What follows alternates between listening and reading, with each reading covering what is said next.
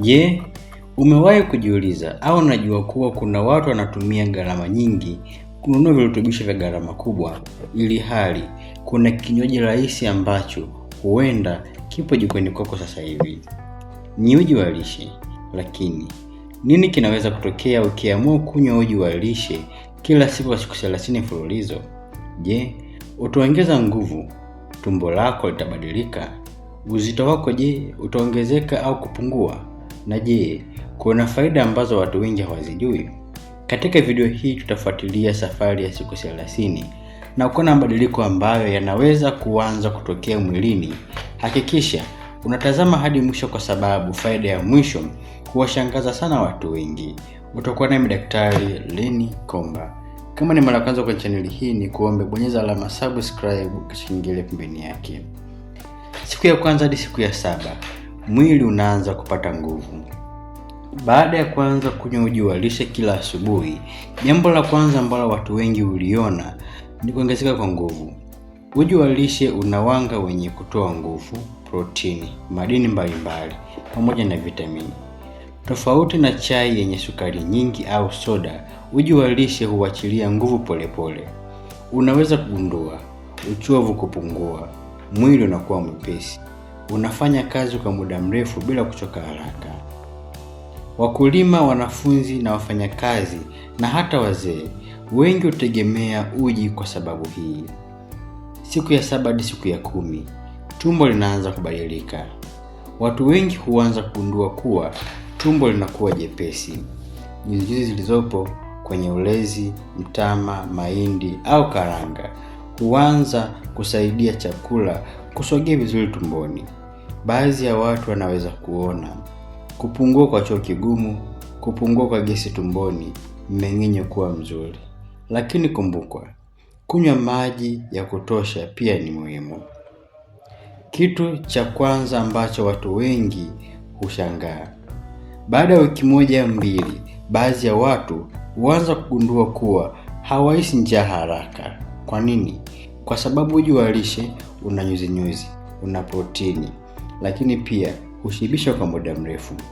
Hii inaweza kusaidia kupunguza vitafunwa visivyo vya lazima, kula mara nyingi na tamaa ya vyakula vyenye sukari nyingi. Jambo jingine, ubongo wako unaanza kufaidika. Ubongo unatumia nishati kila wakati. Kufungua kinywa chenye nguvu, virutubisho vinaweza kusaidia umakini, kuburudika, lakini pia kutunza kumbukumbu na uwezo wa kufikiri. Ndiyo maana watoto wengi hupewa uji kabla ya kwenda shule. Watu wazima pia wanaweza kufaidika kwa kupata nguvu za kufanya kazi au na kuzingatia shughuli zao. Moyo pia unaweza kunufaika. Nafaka nyingi zinazotumika kwenye uji zina nyuzi. Lishe yenye nafaka nzima mara nyingi huhusishwa na afya bora ya moyo. Kwa kula lishe bora na kufanya mazoezi, unaweza kusaidia mishipa ya damu, afya ya moyo, udhibiti wa mafuta mwilini, lakini pia kitu kingine ni udhibiti wa uzito wa mwili. Jambo jingine, mifupa yako inaweza kuwa imara. Ukiwa uji wako una dagaa, una maziwa, una soya, unaweza kupata calcium, protini na madini muhimu. Virutubisho hivi husaidia mifupa, meno pamoja na misuli. Baadhi ya watu huona mabadiliko ya ngozi. Virutubisho vinavyopatikana kwenye uji vinaweza kusaidia mwili kutengeneza seli mpya. Baadhi ya watu wanaweza kugundua ngozi kuwa bora, mwili kuwa na nguvu zaidi na muonekano wa afya kuongezeka. Baada ya siku 20, mwili unaanza kuzoea lishe bora. Unapoendelea kunywa uji kila siku, mwili huanza kuzoea ratiba nzuri ya kula. Faida zinazoweza kuonekana ni pamoja na kula kwa mpangilio, nishati ya kudumu, kushiba kwa muda mrefu. Makosa matano ambayo watu wengi hufanya. Kosa la kwanza, kuongeza sukari nyingi. Uji wenye sukari nyingi unaweza kuongeza kalori zisizohitajika. Kuto kuweka protini. Karanga au soya huongeza ubora wa lishe. Jambo la 3, kutokunywa maji. Nyuzi zinahitaji maji. Jambo la 4, kutengeneza uji pekee.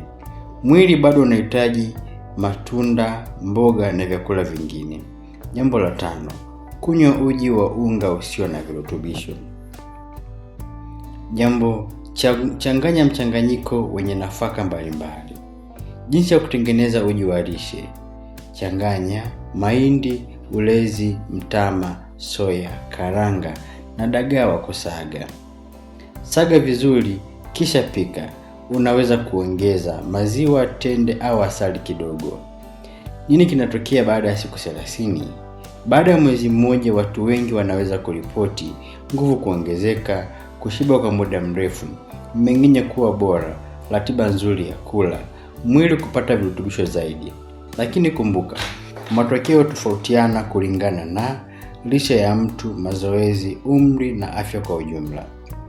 Nani anapaswa kuwa mwangalifu? Watu wenye kisukari wanapaswa kupunguza sukari. Watu wenye mzio yani allergy na karanga wanapaswa kuwa waangalifu. Watu wenye magonjwa maalum wanapaswa kushauriwa na wataalamu wa afya kabla ya kuanza matumizi. Hitimisho. Sasa swali ni hili: ikiwa kinywaji hiki rahisi kama uji wa lishe kinaweza kukupa nguvu, kukushibisha na kukusaidia kupata virutubisho muhimu, je, kwa nini watu wengi wameacha kunywa?